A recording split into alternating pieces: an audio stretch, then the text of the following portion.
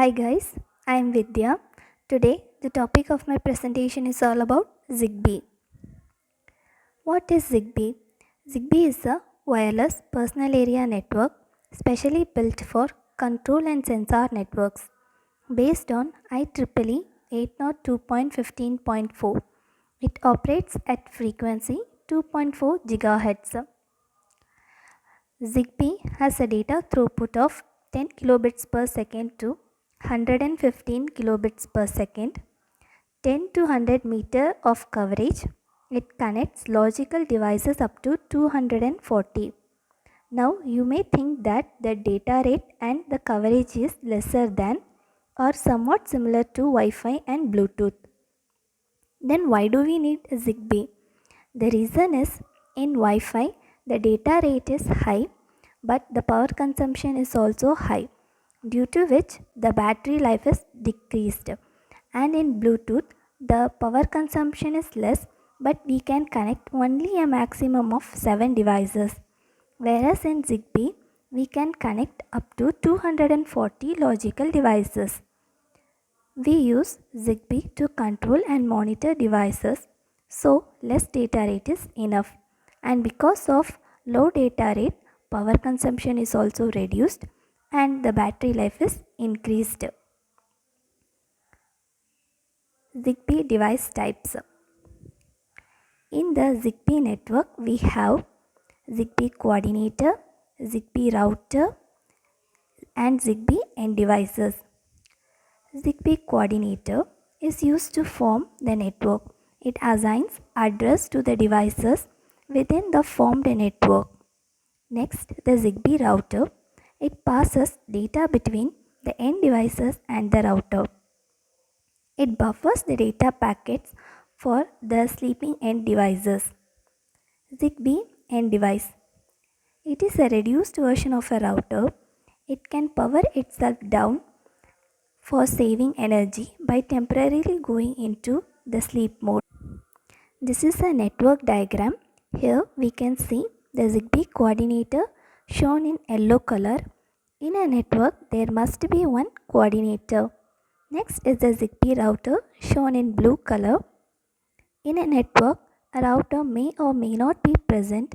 If the router is not present, the routing of data packets is done by the coordinator. Zigbee end devices is shown in red color. These end devices goes into the sleep mode temporarily for few milliseconds and come back to active state, which helps in reducing power. Zigbee supports star, cluster, MS topologies. Star topology, it consists of coordinator and few end devices. All communication goes via the coordinator. The disadvantage is that if the coordinator fails, there is no other path from the source to end device. Next, we can see about the tree topology. It consists of coordinator, router and end devices. Let us assume the coordinator as shown in red color and the routers which is shown in blue color as router 1, router 2 and router 3. If the router 1 fails, the end devices connected to that router will not be able to communicate with the end devices of the other two routers, even the other two routers are connected to the coordinator. Next is the mesh topology. It consists of coordinator, router and end devices. Here all the nodes are interconnected with each other. So even though if there is any failure in the nodes, the data packets will take some alternative route to reach the destination. Among these three topology, mesh is considered to be the best, which we can see in the next slide why we say so. Here there is a 4 diagram to represent that mesh topology is best among the three. The first picture shows that all the nodes are interconnected, and in the second picture we can see that a signal from the source it reached to the switch. And in the third diagram we can see there is a failure in the nodes.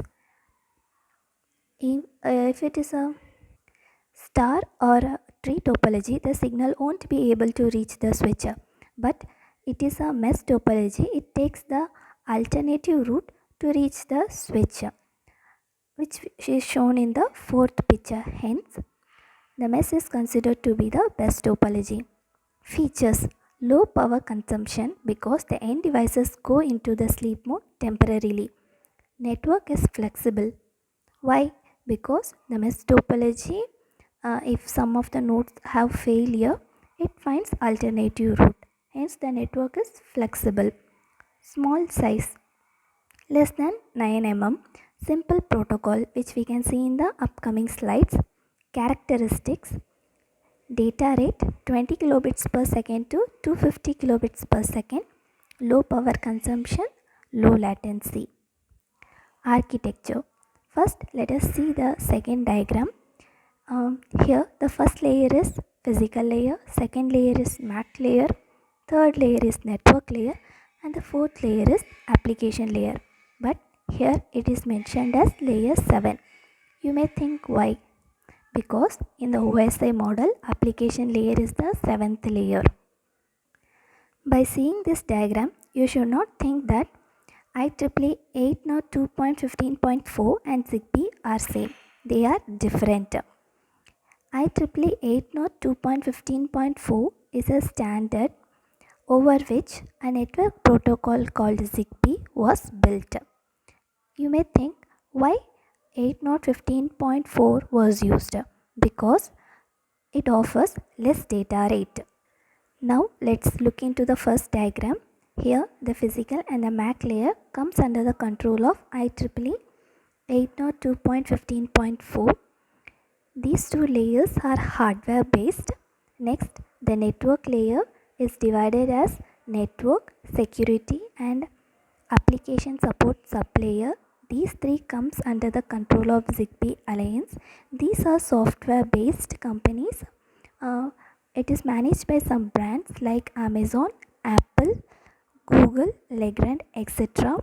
These alliances encourage creativity in Internet of Things, which enables objects to securely connect and interact. And if you see the application layer, it is customer based. Now let us see what each layer does. First is the physical layer.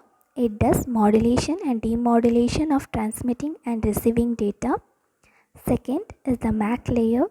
It is responsible for reliable transmission, for which it uses carrier sense multiple access collision avoidance technique.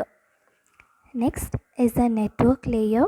This layer takes care of all network related operations such as network setup, end device connection and disconnection, routing, etc. Next is the security. It does encryption and decryption of data. Next, the application support sublayer. This layer interfaces application layer with network layer for data managing services. And the final is application layer. This layer is for detecting, initiating and binding other devices to the net. Advantages of ZigBee. ZigBee networks are self-healing, more reliable because it uses CSMA-CA technique. Network setting is very easy. Home monitoring and controlling is also simple. Disadvantage: transmission rate is less, risky for official private information because as compared to wired, the wireless is somewhat risky because ZigBee is a wireless personal area network.